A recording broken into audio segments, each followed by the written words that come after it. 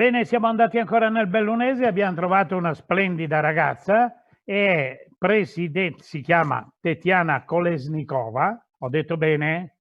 Giusto, perfetto. Perfetto. È presidente di un'associazione sportiva del Bellunese. Adesso io vorrei, Tetiana, che tu mi introducessi la tua funzione, quello che stai facendo, quali sono i tuoi obiettivi. Poi parliamo dello scopo appunto dell'intervista. Perfetto. Buonasera a tutti, io sono Tatiana Kolesnikova, presidente dell'Associazione Ponte di Luce di Centro Olistico a Feltre. Mi occupo appunto di promuovere le discipline olistiche, sportive e lo sport in generale nel territorio, nel Feltrino principalmente e nei comuni limitrofi. Noi proponiamo all'interno della nostra associazione i corsi sportivi per la terza età, per l'età intermedia e durante l'estate organizziamo un GREST sportivo con collaborazione di psicologa, di una dottoressa che ha uno studio a Feltre per i più piccoli, per i bambini dagli 6 agli 11 anni. E inoltre organizziamo anche eventi culturali, presentazione dei libri, delle piccole mostre e tutto altro che è collegato al settore dello sport, al settore culturale in generale. Io sono il presidente che organizzo e mi prendo cura della nostra sede, delle organizzazioni, tesseramento socie e di tenere i nostri soci anche informati sulle nostre promozioni, sui nostri eventi che proponiamo.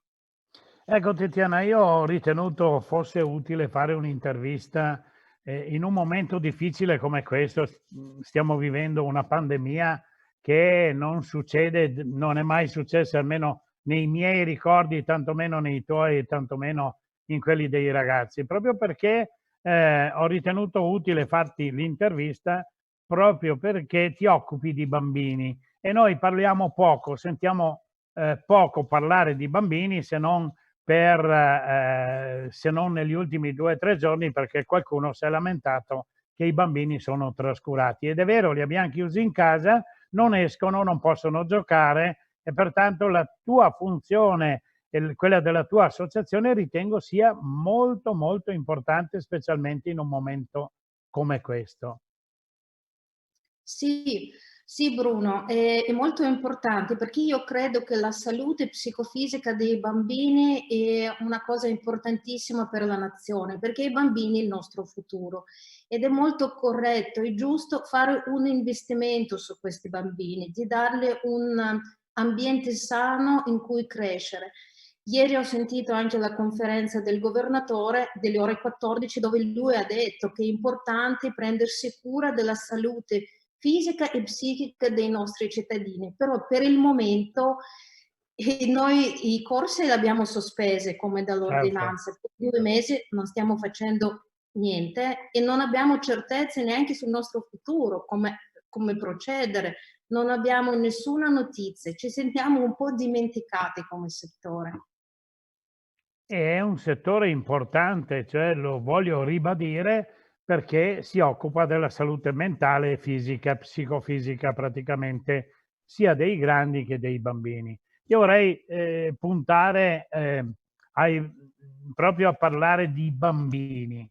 Nel caso ci fossero delle ordinanze che già sono abbastanza chiare, quelle del nostro governatore, eh, che aprono un po' di più all'uscita dei bambini, i parchi, eccetera. Tu come ritieni sia possibile comportarsi per avere la sicurezza e per fare in modo che i bambini ritornino a sorridere e a correre? Guarda, ho ricevuto anche delle chiamate dai genitori, no, che mi chiedevano: "Possiamo procedere con l'iscrizione quando riaprite il centro estivo?" Perché noi dobbiamo rientrare a lavorare nella fase 2, come tu sai c'è un rientro graduale a riprendere le attività e loro mi chiedono: "E cosa ne facciamo noi con i figli?" Per questi 2 mesi hanno fatto l'unica attività sportiva era divano, videogioco, cucina, terrazzino, per chi è più fortunato un po' di spazio nel giardino, dice quando è che possiamo iscrivere questi figli? E io non so cosa rispondergli perché per il momento non ho le certezze.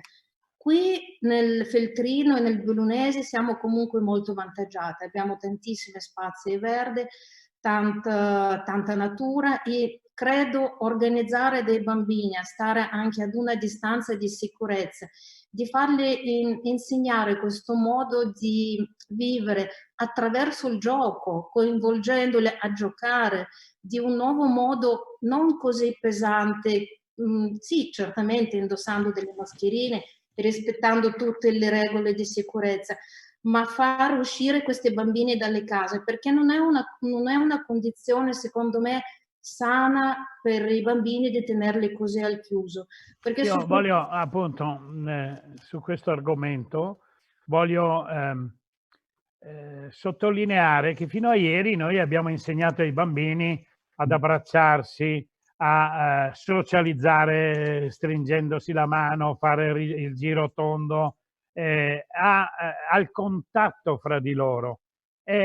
Adesso non è secondo te un trauma dire attenzione però non avvicinatevi, non toccatevi? Non è forse più traumatico questo che lasciare un po' più liberi i bambini? Per carità, è vero che è morto anche qualche bambino colpito da questa grave malattia, però è anche vero che stiamo andando verso l'estate, verso una temperatura che non dovrebbe essere veicolo di contagi, e perciò tu come agiresti dal tuo punto di vista?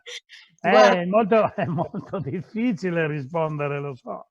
è molto difficile, però ti posso dire una cosa. Io sono cresciuta nell'ex URSS e per noi c'era uno slogan: la prevenzione è la migliore cura per non prendere la malattia.